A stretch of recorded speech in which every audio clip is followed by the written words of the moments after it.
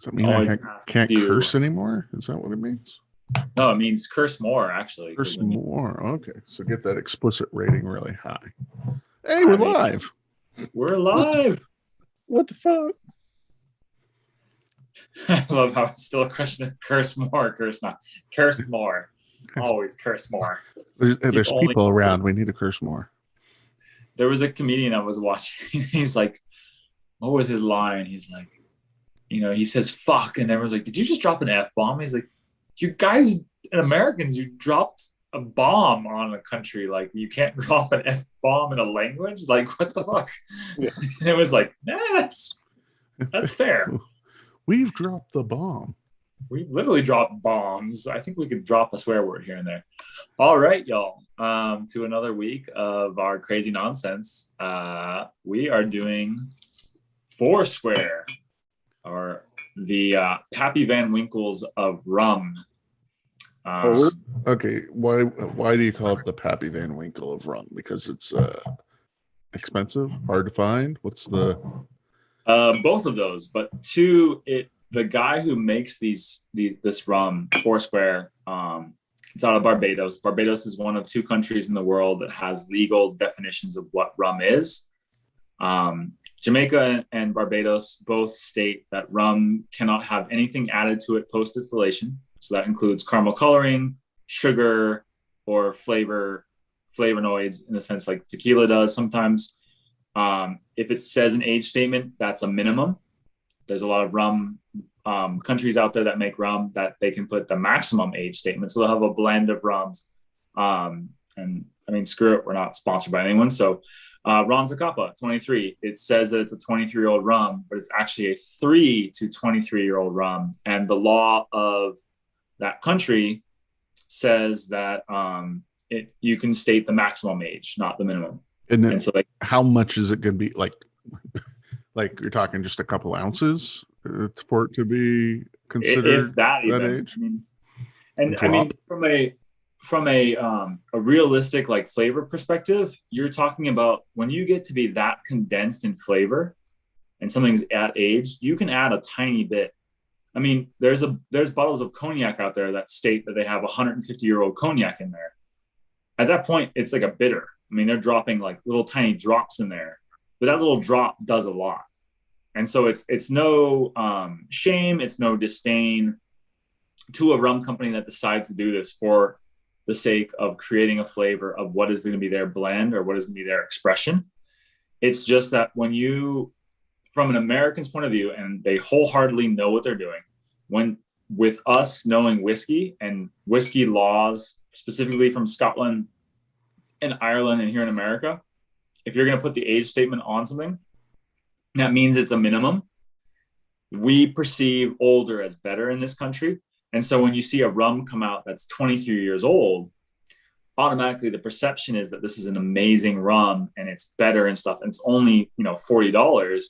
People are going to buy it for the sole sake that it has a huge age statement on it. And personally, I think that's kind of deceitful. I think that's kind of silly. And I think I know exactly why they're doing it. They're not doing it for flavor perspectives, but, to put that label on there, they could just say Ron Zacapa, whatever.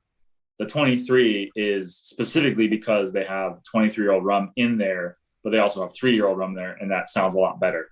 Whereas like their XO has up to 25-year-old rum in it.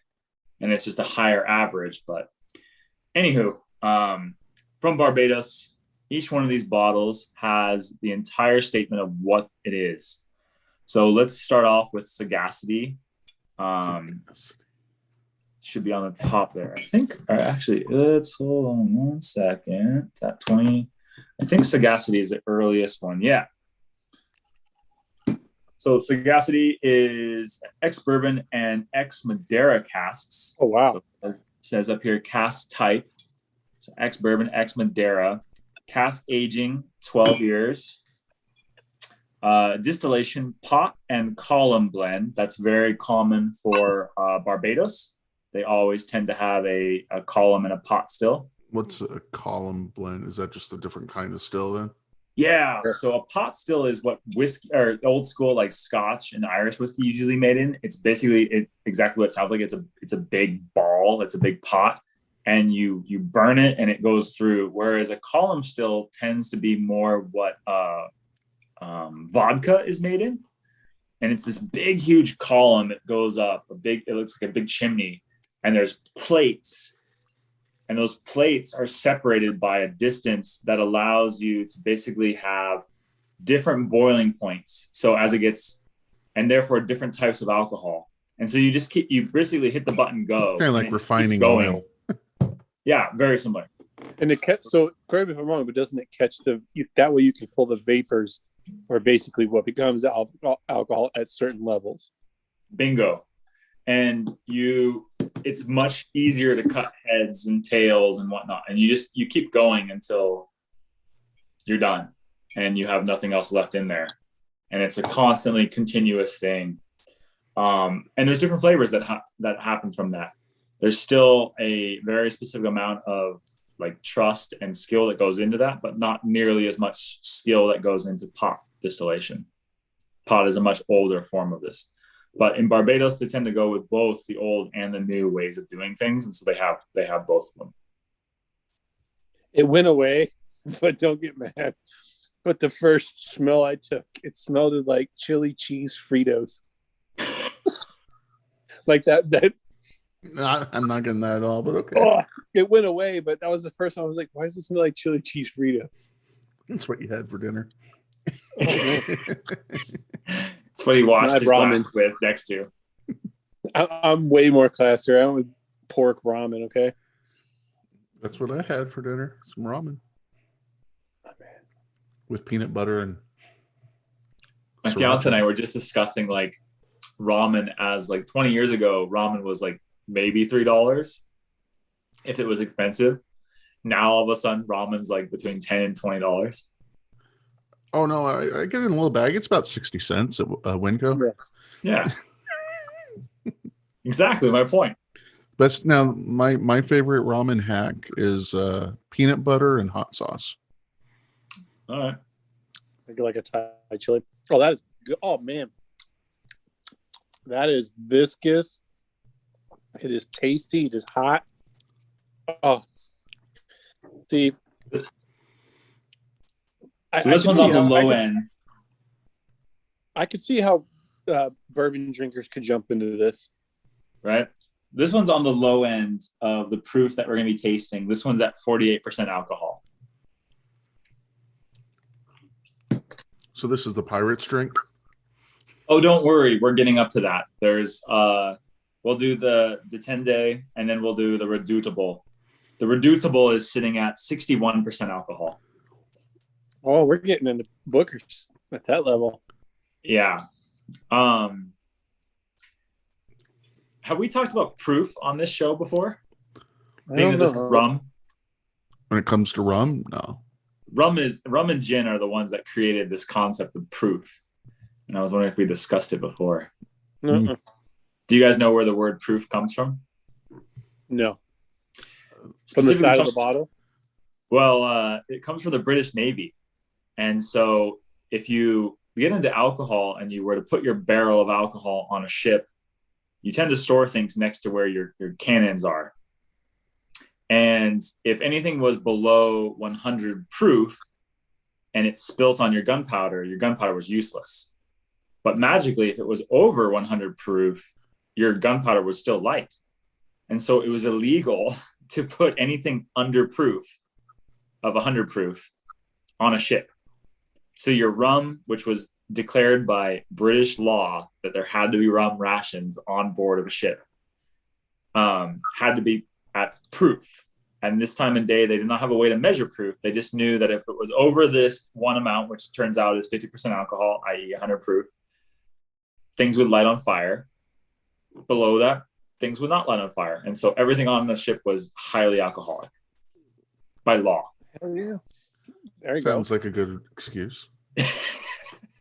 That's where my mind goes, is like, man, the excuses that people come up with. But the term proof, does that come from that same? Your foolproof plan, same logic, same idea. Proof is just it was a safe term. If it was at proof, you were safe. You had a full proof plan. Gotcha. Guaranteed. This bulletproof. Bulletproof. I.e., your bullet's still fired. It is. Okay, now I'm getting brown sugar. Like the cooked brown sugar. Yeah, cooked caramel, brown sugar, some orange. It kind of gets into that molasses area. Yeah. And I mean, it's from molasses, right? Because remember, like, sugar is this drug that was the oil trade back in the day, right? So we, like, all of Europe was going gun-ho crazy about creating sugar. And they were, in order to create white sugar, you have to remove all the molasses from it. You have to move all the nutrients, the colors, and the vitamins from sugarcane. And so there's a process that you go through with that. And they were leaving behind all this waste that was just mountains. And I mean, when I say mountains, I mean literal mountains of molasses. And it's stinky, it's gooky, anything. And so the islanders finally figured out through some innovation that it was fermentable. And then they used I believe it was first the Spaniards' technology of distillation and the English and then the French to create this rum stuff. And they were just drinking it as a local liquor and getting through the tough times. And then other people started trying it. Were like, this is good. Oh, yeah. All right, what do we got? What's the next one? Well, I'm not done with this one yet, man. It's good. I'm like, I'm enjoying it. I just need Next one we'll do is Detente. Detente. What's your favorite way to drink rum? I like it neat. I guess my personal perspective as a bartender who's I make it my life's journey to taste other things is neat. And if it can't be enjoyed neat or with a splash of water on a rock or so, then my immediate question is, how can this be better? Why is it not better? Now, I've noticed, Richard, for the past couple of weeks, you chase all of our drinks with Sprite. Is that intentional? Yeah, I think it's the most. It clears it out, like, you know what I mean. And palate cleanser is Sprite. It clears it out to me, and it knocks. It honestly, it changes the sweetness to me. I think it's more identifiable because in my opinion, like, I have a friend who does it with saltine crackers. But his mouth, but he feels his mouth gets so dry that it absorbs everything more. But I'm like, I want to knock, like, because bourbon to me is super, super sweet as it is, as a whiskey. So I like to knock the sweet off to get to everything else. I'm sure all the viewers are going to love the fact that I gave you guys mason jars to sample your rum into. So, what about you? What do you clear your palate with? Me? Yeah. Water and the back of my hand, arm. Long time ago, and when I was learning to taste wine, they tell you if you smell the back of your hand, it resets your mind's, like, smell, because this is like so when you're learning to taste wine, you're told that you can sniff it up to between 4 and 6 times. So, like, this whole, okay, I get this and this and this. I get this and this and this. And then, fast forward 6 times. And then your mind just starts to go, I've smelled this enough already. It's not dangerous. And then it starts to just delete it from your mind. And so by smelling something that you're so used to, which is your own scent, it kind of resets the clock and resets your mind. And so that you can then go back and sniff something new and be like, oh, okay. So me, just water, because obviously I have to hydrate. And 2, I just always sniff the back of my hand or something that's very close to me, and that resets everything. My dryer sheet. But Detente. So we've got ex-bourbon and ex-port cask. 10 years. The last one was 12 years. Again, pot and column. And then this one was released on August of 2020 at 51% alcohol or 102 proof. So other than we use for cannons, what is the meaning of proof then versus alcohol, ABV versus proof. ABV versus proof? ABV just didn't exist. When proof came about, proof was the first time that anyone even considered measuring things. And it was this time when we as a human species started noticing that there were certain changes. And so, we had wine, we had beer, and we saw the differences in the number of wine and beer that you could have. But then this thing called distilled alcohol or spirits started coming out, and we started noticing that got the effect done much quicker. But depending on your skill and depending on how well you understood this art of distillation, you had vastly different effects. And people started to notice that, when it's at this one place, things don't happen, i.e. things don't burn. But above this point, things burn at room temperature. And so they found out what that point was and just marked it at point A. And then it was like, literally it was this point here. And like anything below this, not good. Anything above this, very good. And so in American law, they even say like for when you say the label on bourbon and it says, what is that label? What is the thing? Bottled in bond. Mm-hmm. For it to be bottled in bond, one of the cliches of it, one of the things is it has to be 100 proof. It had to be at proof. Anything below proof was not okay. You've cut this with something, even though that's not necessarily true now. But to be above proof, that was authentic, and you were being true to what you said you were going to do. Yeah, 10 years. I think. Yeah. And then eventually, we created enough, science and logistics with like, an alcoholic measure. I think it has like a mercury gauge in it or something like that basically would float, and depending on how much it floated would tell you the density of said alcohol. Therefore, you could come up with a percentage of alcohol to water. And that's when we first understood this thing. And then they realized that this whole this proof thing was at 50% alcohol. And so we just then put the number 100 on there. It was like, this is full proof, 100 proof. But 50% is, obviously 50%. So it could go higher than just 100. But once you get up into the stratosphere of like 75% alcohol or 150 proof, things start to get really unstable. And so you're basically, if you leave your alcohol uncovered at that proof, it just evaporates out. That's why Everclear is only at 95, percent alcohol. Anything higher than that, it just evaporates into nothingness instantaneously. Unless kept under like pressure or whatever. So no Everclear on the battleships. Yeah, that wasn't a smart idea.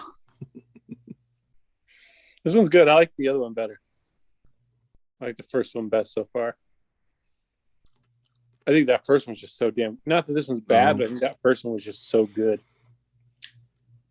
I mean, this is how I feel with all of the Foursquares. And I mean, Foursquare came on the market because I'm forgetting his name right now, but he just decided to make rum this international thing. And he set out to make the best rum he could do. He has multiple labels and multiple brands, but Foursquare was going to be his baby that he just put out the best he could offer. And he usually launches the names. The names come out maybe once or twice a year. And then he'll have once in a while he'll release like a vintage. And the 2005 was the first vintage of rum, the first rum to ever win best spirit in the world from a blind tasting panel. And I mean, you can imagine what it does for an entire category. Oh yeah. When someone wins best spirit in the world, and you're going up against scotches, you're going up against cognacs, you're going up against, bourbons. It's an amazing thing to win that. And did they just do something that was exciting and new that just hadn't been seen before? I wouldn't say exciting or new, just was exemplary. It was so smooth and well made, but also balanced, and it had all the flavors, and like you just taste it and you're just like, oh wow. And from my experience of just drinking a lot of different things, you once in a while find things that you taste and you're just like, wow, that not only has redefined this entire category of tequila, bourbon, scotch, rum, whatever, but it's redefined what I want to drink. and how I want to drink. And you come across those kinds of things once in a while. I mean, to put it in perspective, Highland Park 18, which I think we tasted on the show, yeah, that has won best spirit in the world so many times that it's been retired. So, and because they won 3 times in a row, and finally the committee was like, we can't do this one anymore. You proved your point. Get out. Yeah. I mean, I think I have to go with the Studente over the first one there. You like this one better? Yeah. This one's good. It's just, I don't know. There's the other one's just, the edges are smoother on the other one to me than this one. It's a lower proof. This one's a little younger. But rum's a tough one to talk about age. I feel like, I think one of the things I kind of want to talk to you guys about today, I was thinking about today, is like the concept of value. And that bourbon is at an all-time high right now, right? Like we've talked about it before on the show, just like this bourbon bubble. And I mean, Richard, how much do you lose every year in bourbon maturation? Do you know the percentage off the top of your head? God, no. I think like I think it's year to year, but I think most of it, like, and depend on where you are, like I think they're losing like 10%, maybe 15 at the most. It's not. It's it depends on the year, but for sure, after 15 years, I think half your barrel's gone, if not more. Who wants to take a stab at how much is lost in rum every year? I'm gonna go 30% just because of the area it's in. Yep, 30 to 50% of your barrel is lost every year. That goes exponential. And so what you do is like you start with say 10 barrels, and then they all reach year 1, and you blend them all together to get 5 barrels, and then you reach 2, and you blend them all together to get 2.5. Let's just say 3 barrels, and then you blend them together to get 1 barrel, and but that's the process that you have with rum. Yet rum is so much cheaper than bourbon, and what this gentleman here, and I'll Google it right now and look up his name, but that's what he's trying to argue, is just like, I put just as much love and appreciation into my spirits and just as much art and whatnot, and I lose so much more, yet I can't even charge a quarter of what people are charging for bourbon. Oh yeah, no, I mean, yeah, no, it's, yeah. I mean, I'll even go against. So it's not that bourbon is. I guess it goes back to that value. Right now, bourbon's in a bubble. For sure. I mean, as someone once told me, value is simply what someone was willing to pay. It doesn't actually, it's not a reflection of quality, craftsmanship. It's just what someone's willing to give you for it, For sure. And it's, I mean, like, my favorite, like one of my favorite lines is Little Book. People gave him a lot of crap because they, like, oh, there's a 15-year-old in here. And everybody's like, yeah, but there's also a 3-year-old in there, a 3-year-old whiskey, so, but since you don't give percentage, it's, well, how much is it? Is there 1 cup per barrel of 15-year-old, or where are you at, But again, it's, but it's also, you can even just look at geographic area. I mean, look at the stuff coming out of Texas, like Garrison Brothers, Balcones, all that. They're losing way much more Angel share than everybody in Kentucky. They don't get to charge anymore, And I mean, so his name is Richard Seal, and he's the owner and head distiller, and by all accounts, he's like the greatest rum creator of all time, or at least in our time. And that's, I mean, same argument. It's just your value is at the same time what someone's going to pay for something, and that's based on so many things. But sadly, it's not what people's palates and what experts think of something as is worth. It takes time for the general population to deem something as worthy, and then it takes eventually some person who's a genius at marketing to say like, oh, we're going to do this, and launch this huge marketing campaign to then do these things. And then eventually it has a worth attached to it beyond what it is, a bottle. And it's the whole tulip thing all over again. Well, it's like right now, people that are willing to focus on local distillers, that's where they see their value. And then It's like following your favorite local bands. And then they blow up, they get signed, they go on a huge tour, and you can say, I knew them when. And I liked them better when they were playing their old stuff. Before they sold out. God damn.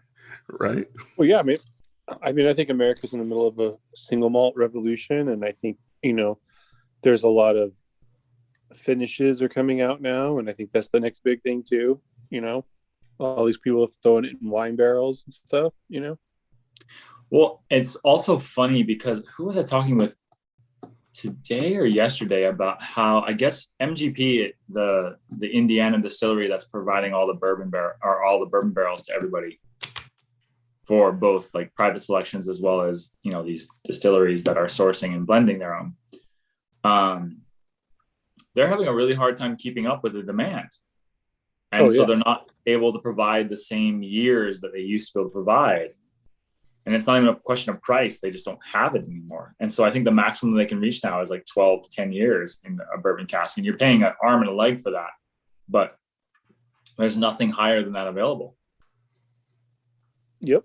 And then, you can't, and that's why a lot of like Noah's Mill was one of my favorite whiskeys, but it doesn't taste the same anymore because they can't get what they used to. Yeah. They were sourcing it, and it's just not available, period. Like you can't even get it if you want to.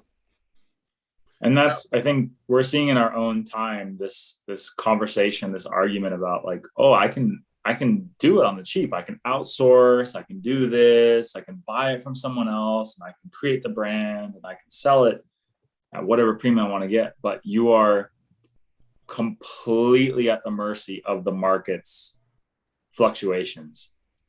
But if you decide to do the whole process yourself, and if you have the money and the time and the future sight, you can survive by keeping at the standard that you decide to keep it at, period, end of discussion kind of thing. I could see like snobs saying, MGP, don't go with that, but is there stuff that blows you away from those guys? They're like, no, they actually are putting out a good product. And they absolutely are. They came into a world where they saw a niche and they're like, no one's going to be able to make all this stuff. Remember our tour of the Clear Creek place?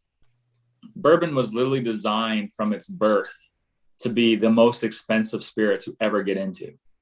Like if you decide that you want to be a bourbon maker, man, you've got everything stacked against you. The laws, the regulations, the need for new oak versus used oak, has to be, 51% corn, has to be all these things. Odds are stacked against you from the very beginning. And so they just saw a niche going, we can provide all that to you and we can mass market and, mass sell this thing. And we don't need to have a brand name. We'll just sell it to you guys. Like you create your own damn brand name. And they did it. And they've done a beautiful job. And hell, they were invisible for 15 years. Imagine like the thing that we all use, like Google, being invisible to us for 15 years. And then finally figuring out that like your search engine was this one company for all this time. Like it's such a cool concept to think like this company in today's world of like, I must be known, I must have my brand front and center. They were invisible forever. And now we're talking about it. It's cool. Oh yeah. It's just, just the whole concept of like every distiller I talk to, like, if someone wants to get into distilling, what should I do? What would you tell them? Like, get them checked out mentally because they're crazy. Like, there's not a lot of other products where you sit there and you have to wait from the time you start to seeing profit is at least 5 to 6 years down the road. Yeah. There's not a lot of good business plans that go, hey, you're not going to make any money for the next 5 to 6 years. And every year you're going to be doing nothing but shelling out money. And then paying taxes and stuff you're not even selling. You can't even do marketing because you have nothing, you have no product. And here's the thing is like, here's the funny thing is 5 to 6 years is new.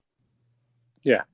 5 years ago when I was chatting with Abalor's brand ambassador, she always had the funny joke of like, yeah, whiskey is like, imagine going to your bank and being like, so I need to borrow money. And they're like, I have an idea. I need to borrow money.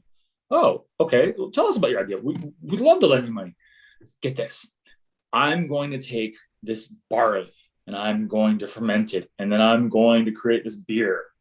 And it's going to be like 1,000 gallons of beer. And then I'm going to distill it and I'm going to get like 100 gallons of this whiskey. But then I'm going to throw it in a barrel. And the barrels are expensive as all hell, anywhere between $800 and $1,200 per barrel. And I'm going to let it sit for 10 to 12 years. And then I'm going to lose, in Scotland, it's like 6 to 8% per year. And then I'm going to put it in really nice glass bottles. And then I'm going to ship it around the world in, boxes, hoping that it succeeds against all these other brands. So give me money. And your banker's just going, and when do you get insane? Paid?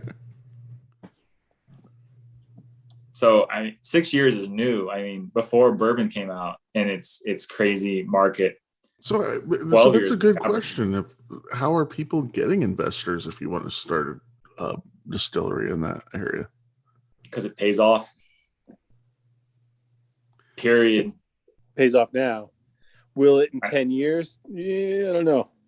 Oh, I mean, there'll be plenty of deaths in the spirit world. But here's the thing is, going through the recession that we're heading into, like, who's going to survive?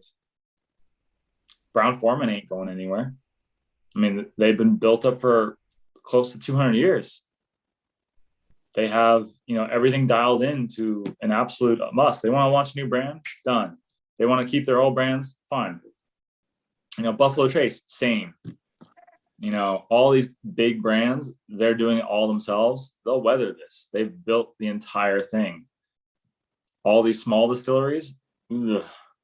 Yeah. When you don't control the entire process yourself, yeah, but that's the thing is like these big brands, you have to remember, all of them went through the Great Depression. All of them went through Prohibition.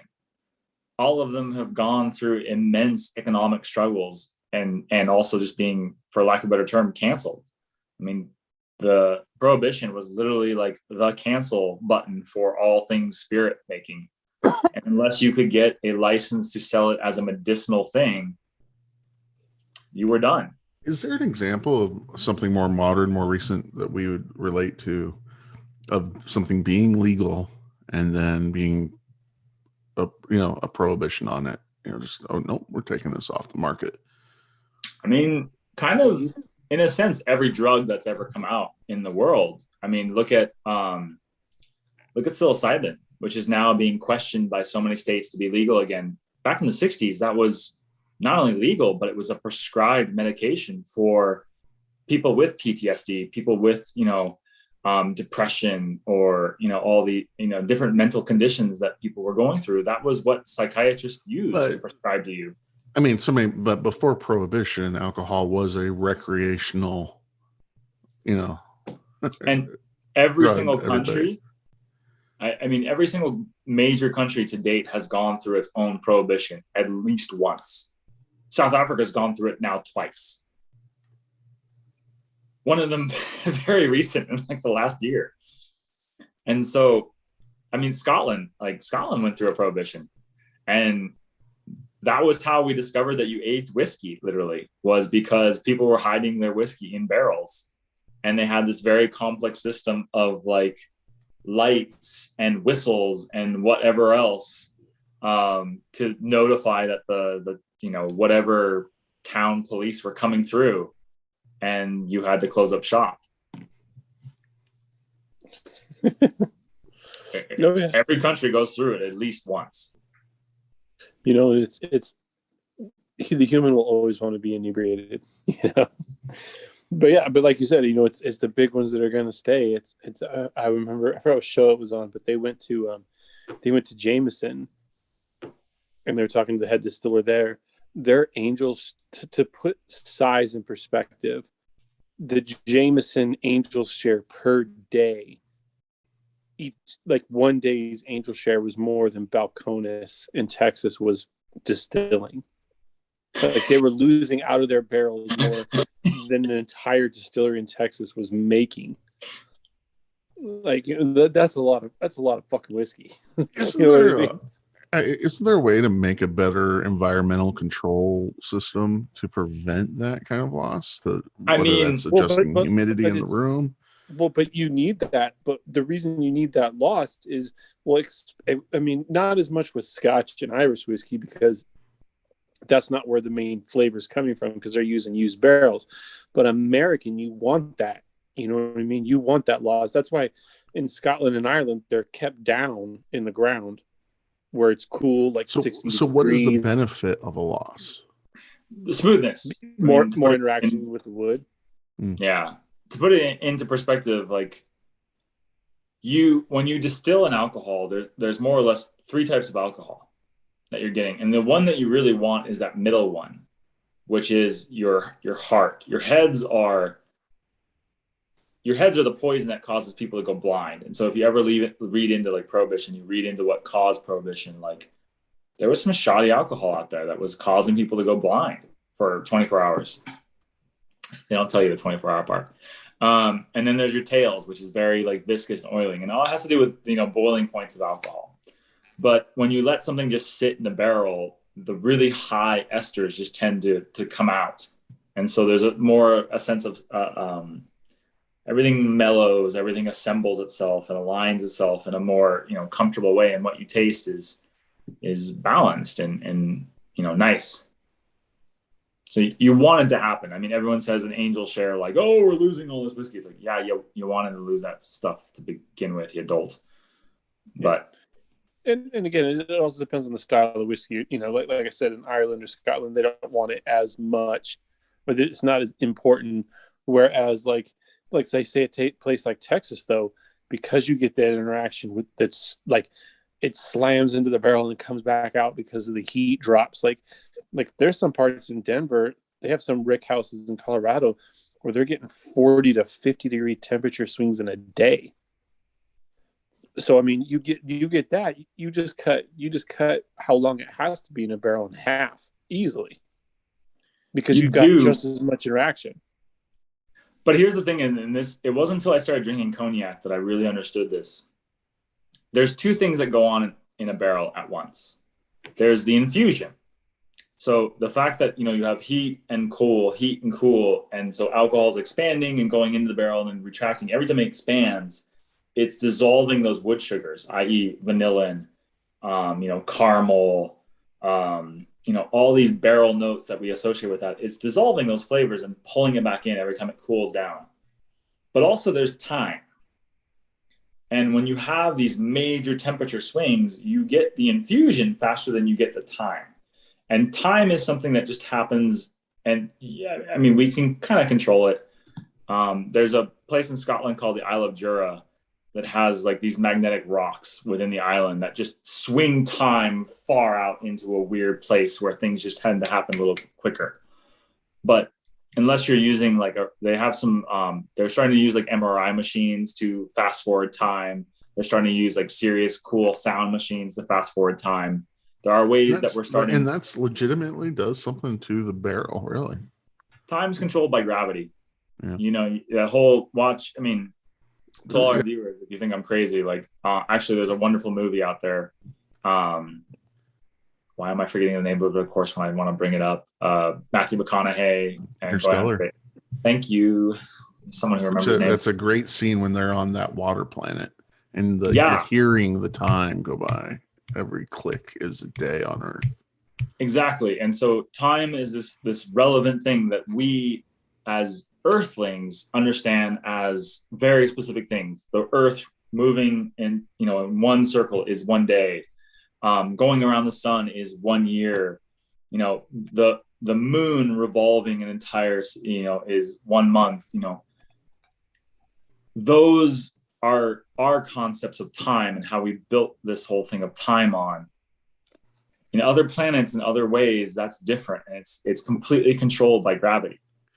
I can't wait then for the first distillery on Moon or Mars and see what they come up with. So that was what actually, I mean, to be an Oregonian, be really proud of it. Ninkasi, and then randomly Ardbeg were doing with NASA was they were exploring what happens with a whiskey and what happens with beer and yeast in a zero atmosphere environment. And that was a whole thing that Rogue and Ardbeg did in joint with NASA. It was super cool. And I was talking with the brand ambassador from Ardbeg / Glenmorangie, and he was one of the two people who got to taste those samples. And he was like, it was weird. I didn't like it. I was like, this is talk more to me, please. With that speaking, let's go to our did they give you a control? Yeah, no, did they do a control of the exact same element? Here, I got to talk about it, and I got nerdy. Did you already pour yours, Richard? Yeah, I just did. Okay, cool. So we're on to redoutable. Redoutable, whatever. I don't speak whatever language this is coming from. I don't even know what this word means. All I know is it's delicious. Ex-bourbon and ex-Madeira. So same as our first one, but this one is 14 years, pot and column, and then September 2020 as opposed to August 2020. And oh boy, 61% alcohol or 122 proof. It doesn't smell hotter.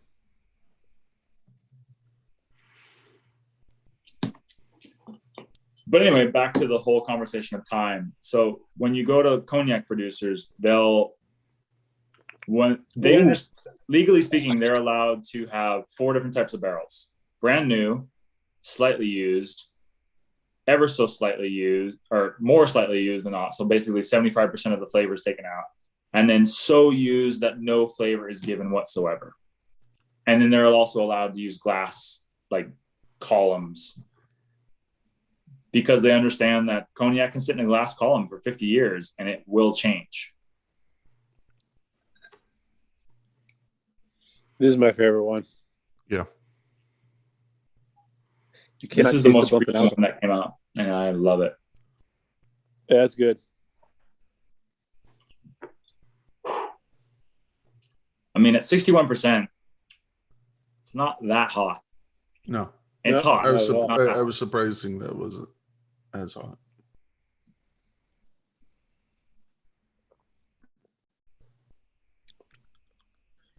It's got a dark fruit to it, almost like a really, really dark maraschino cherry. You know what I mean? Yeah, for me, it's like dates, yeah. And like even fig, maybe a little bit. Yeah, that is the word I was looking for. Like a candied or sugared fig. Mm-hmm. Mm-hmm. Or dried or dehydrated or something like that. See, I think you could sneak these in at a bourbon tasting. And people go, oh, that's kind of weird. What is that? What distillery made that? This is a really great bourbon. Is this Willet? What? This is Willet pot still?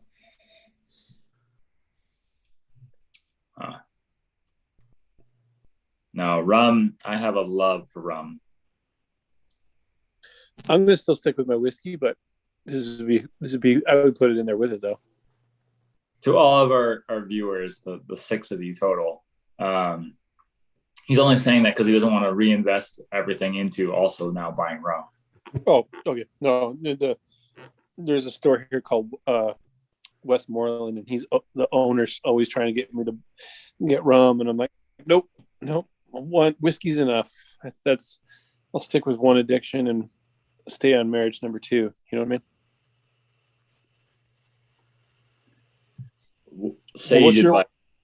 Yes. What's your order of favorite there, Chad? I'm reverse from how he had them. Okay. Redoutable, the 10-day, and Sagacity. Yeah. I'm gonna have to go. I think yours is probably in the order that we had them. Yeah. Mine? Yeah. No, I'm going Redoutable.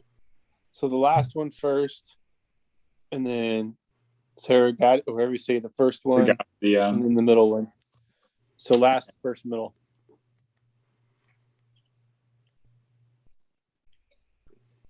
Ah, boy, They're all good though. Yeah, I'm probably with Chad on my You going with Chad? Yeah.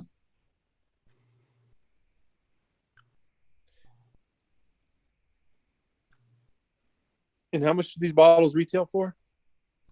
They tend to go all over the place. They're anywhere from like, I think I bought one for 60 and some of them I bought for 120.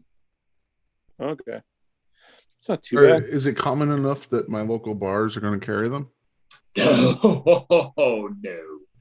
No. No, no, no, no. No. No. So what is, okay, I go into a bar. What's a decent rum then? Captain Morgan? There isn't one. And that's the welcome to my sadness as a bar owner, bartender. Like, I can have all the whiskeys on my bar, and people were like, yeah, I expect that. Well, what do you have this one, the super rare one? It's like, no, I don't. Fuck off.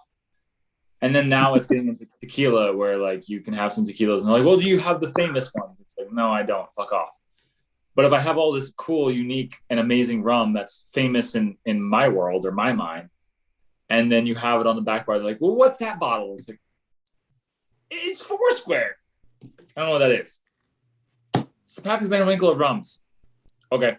So if I go into a bar and I see Foursquare on the back there, just ask for it, and you'll get some respect from the bartender. Just get it, and you're gonna get eyebrows raised and like, absolutely. How would you take that, sir? Need it on the rocks? On the fence? Yes, absolutely. Here you are. Vice versa, you go, Foursquare, I'll have that one, and you're like, I'll have it with Coke. They'll be like, what? Dr. Pepper. Yes! Rum and Dr. Pepper. Everybody knows it. So yeah, what is the thing? Somebody comes in, never seen them before. They might not be just your average Joe, and they ask for something. And you're like, holy crap! Okay, he knows his stuff. I mean, I guess there's an order of popularity, right? I mean, I think everyone realizes this more or less, but like nerds who are into something realize what's up and coming. And so if you're like a nerd for rum and you're into like Foursquare or his other brand, Real McCoy, or you know about like the Jamaican brands like Appleton Estate or like Ray and Nephew or Hamilton Estates and whatever they release. Like if you're on the up and up of those things and you ask for those things and you walk in a bar and like, yeah, I want this. There's massive respect. Or douchiness.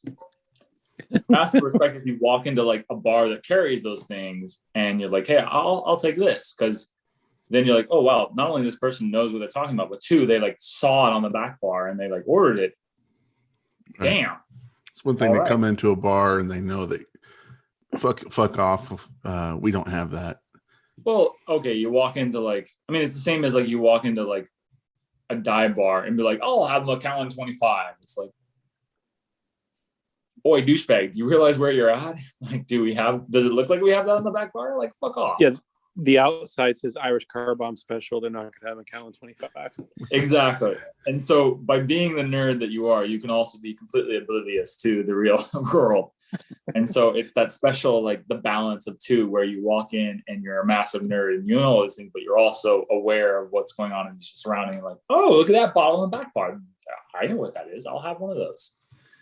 Now, I'm sorry, I interrupted you. Go ahead. Oh no, I was going to say, and I try and remove my opinions from how you want to drink it, because at the end of the day, it's how you want to drink it. But I do tend to cringe a little bit whenever something that's being crafted really well, and obviously it's on the up and up of whoever's in that industry trying to do the best they can and putting all their effort into it. I would ask that you drink it at least neat or on the rocks or something that's gives consideration to the person that put all that effort into creating something so nice. But then again, if you have the money and you've tasted it a million times and you're like, I just like it this way, then I just have to be like, well, you know what? You're in a world that is not mine, and I have to respect that and appreciate it all the same. So order it broken with your Coke on the side. I think that's a new term I'm going to coin from now on. Like, I'll have that broken. Yeah. And that will mean something very specific. I like that term. What is? I want a broken rum and Coke. I want a broken rum and Coke, please. Absolutely. Here's your rum and here's your Coke. I'll have a deconstructed rum and Coke, please. See, deconstructed, you sound like instantaneously like me, a douche, a nerdy douche who walks in like, can you please deconstruct that so I can chemically re-put it back together in my mind? Well, as a bartender, which one's easier to work with, whiskey or bourbon? I mean, whiskey or rum. Making cocktails? Yeah. Rum. So much rum. Easier rum. Yes, all the words. Whiskey, and I'm sorry if we get some hate on this, not that I really check the comments anyway, but bourbon's like one note. Like, it doesn't matter what brand I use. You throw it in with a cocktail and other ingredients, like, it's bourbon. It doesn't matter. Seriously, it doesn't matter. I'm sorry. Old fashioned, yeah, we can start getting into the discussion of nuances. Manhattan, maybe, sure. Whiskey sour, whiskey and Coke, whatever. No, it doesn't matter. There's no difference. It is whiskey and it is Coke. Or it is a whiskey sour and therefore it is whiskey, lemon juice, some simple syrup, and an egg white. You're never going to notice the difference. But rum, there's aged rum, there's unaged rum, there's agricole, there's cachaça, there's so many different types of rum. And it all tastes vastly different, and what you decide to do with it is vastly different. I mean, if I chose to make a daiquiri, rum, lime, and sugar with aged rum like this Foursquare versus Bacardi white rum, vastly different results. To the point that someone who loves daiquiris might not even love it anymore if I made it with Foursquare. Because they're so used to the other. Yeah, and the flavor is so out. And it'd be like the same as like now all of a sudden like moonshine and White Dog is in the category of bourbon, and I have that access to use that as well, and people will understand that. Like, so what rum would you put in a Spanish coffee? Spanish coffee tends to use what's called an overproof rum, or 151. So it's 151 proof because it burns easily, and you have to melt that sugar crust or crusta on the side of a glass. You guys and make usually it's half an ounce of that rum. But I think as rum is not popular in Oregon. You go over to the East Coast and rum is much more popular. And they have more brands than we can shake a fist at. But in general, I would say like dark rum's amazing in old fashions, amazing in that Spanish coffee if you want to like tweak it a little bit. And then your lighter rums are really, really great in your citrus drinks and your daiquiris. But I had a roommate that, well, a next door neighbor in college that was Captain Morgan, Dr. Pepper all day long, and so rum is it takes a little bit more to get used to for me. Well, and I mean, maybe let's take this opportunity to go into that. Like, rum is not rum, and it is not rum in the sense that there's so many different types of rum out there, and there's no consistency in the laws. I mean, you say bourbon, and the laws are concrete. Rum, it's country to country. It's maker to maker. I mean, it's the Wild West of alcohol. Foursquare is in Barbados, and Barbados and Jamaica have the strictest laws on the planet when it comes to rum. You go to, Venezuela, Fiji, Peru, Mexico, Hawaii.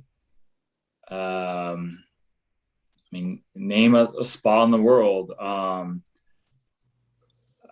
There's rum there probably, and the laws that encompass it are different. Haitian rum is usually falls under the rum agricole, which is a French style of rum, which usually uses sugarcane juice as opposed to the molasses.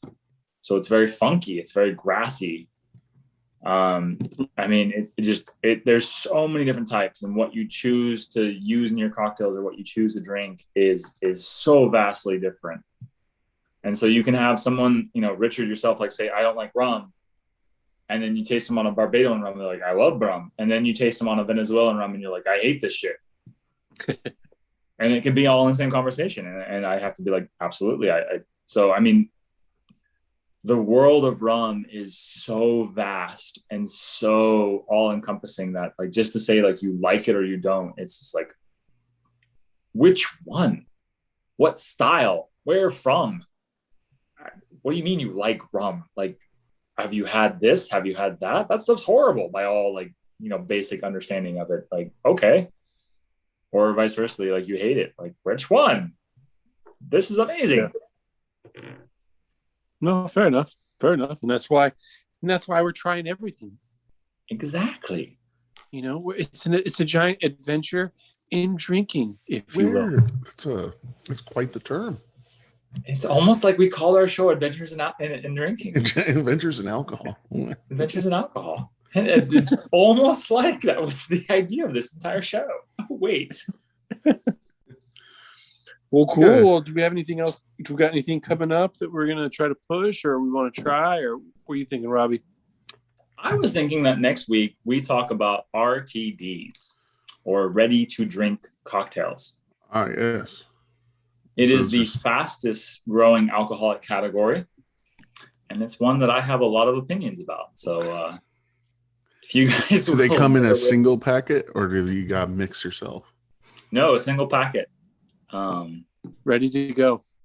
Yeah, and it's, from a bartender's perspective, it is such a cool thing, because it's this, I mean, imagine being able to sell your cocktail not in a bar, but to be able to sell it in a grocery store or a liquor store or whatever. And the funny thing is, and so what I want to try with us tomorrow is like a on the store shelf cocktail versus one that my bar botanist has made. And I want to try them back to back and see like what different liquor companies have come up with to make for themselves versus what a bar with actual bartenders, people who made their livelihood on making cocktails versus. That's and then, I mean, we'll get into it, I guess, next week then, but it's like, can you put anybody's alcohol into it and not even have to name that brand?